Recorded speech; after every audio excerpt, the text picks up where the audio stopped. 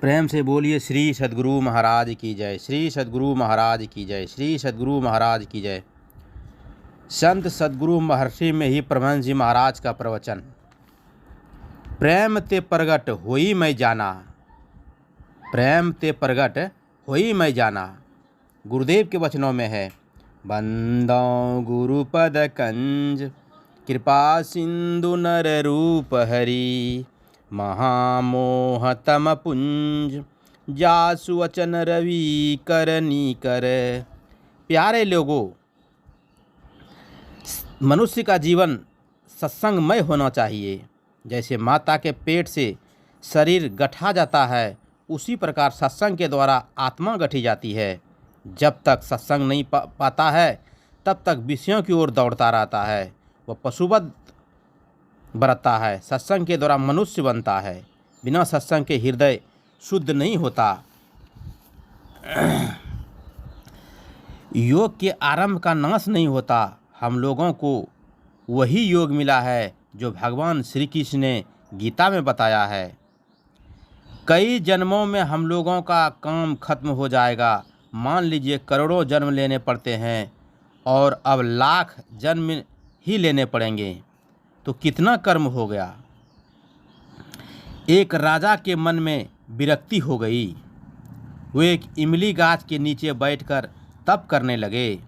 एक दूसरा आदमी था जो अपने परिवार से झगड़ा करके घर से निकल भागा और राजा की नकल में एक अरंड पेड़ के नीचे बैठकर तप करने लगा।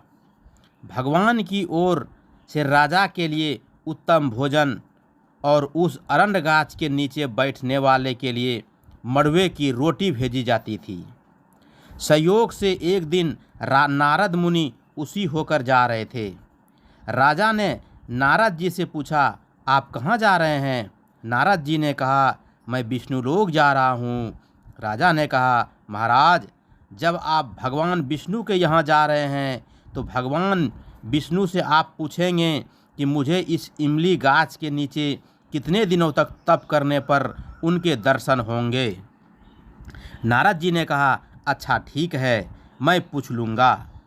नारद जी जब आगे बढ़े तो अरंड गाछ के नीचे बैठने वाले ने भी उनसे कहा कि महाराज, केवल राजा के लिए ही नहीं, मेरे लिए भी भगवान से पूछेंगे कि मुझे इस अरंड गाछ के नीचे कितने दिनों तक तप करना होगा। नारद जी ने कहा, बहुत अच्छा, तुम्हारे लिए मैं भी भगवान से पूछ लूँगा। नारद जी जब भगवान विष्णु के पास गए तो भगवान विष्णु ने उनसे पूछा कि भगवान, एक राजा इमली गाछ के नीचे बैठकर तप कर रहा है, तो एक दूसरा आदमी अरंड गाछ के नीचे बैठकर तप कर रहा है। दोनों ने पूछा है कि हम लोगों को भगवान के दर्शन के लिए कितने दिनों तक तप करना होगा।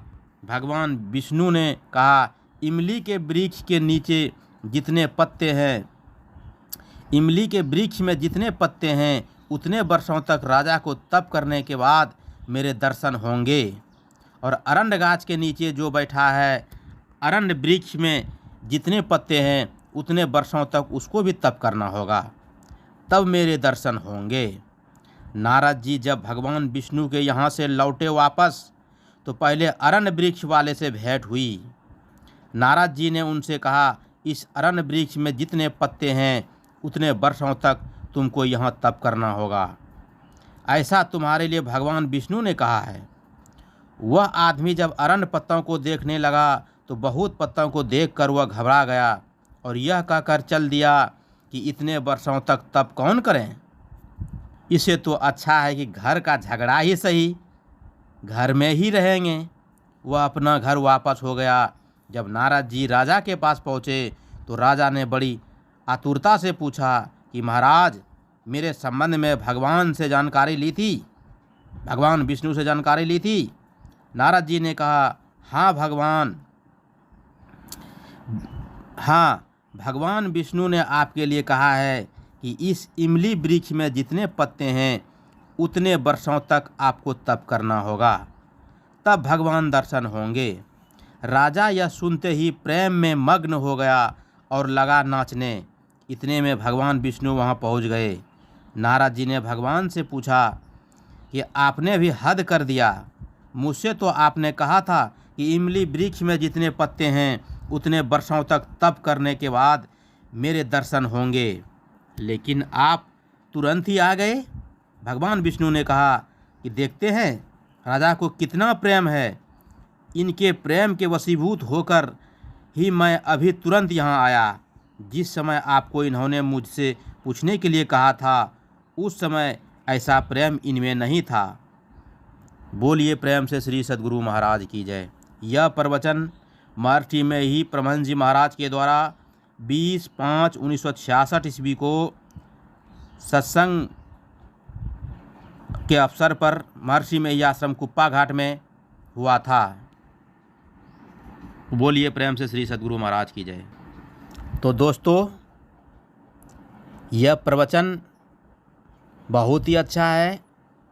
तो गुरु महाराज ने हम लोगों को कहने की कृपा की है कि प्रेम ते प्रगट होई मैं जाना। मतलब जिसको भगवान में ज़्यादा प्रेम है, रुचि है, वही भगवान को प्राप्त कर सकते हैं, हृदय से, दिल से प्राप्त कर सकते हैं। ये कहानी से हम लोग को बहुत ही अच्छा शिक्षा मिलता है। दोस्तों, अगर ये वीडियो अच्छा लगे तो चैनल को सब्सक्राइब करें, लाइक करें और शेयर करें। बोलिए प्रेम से श्री सद्गुरु महाराज की जय।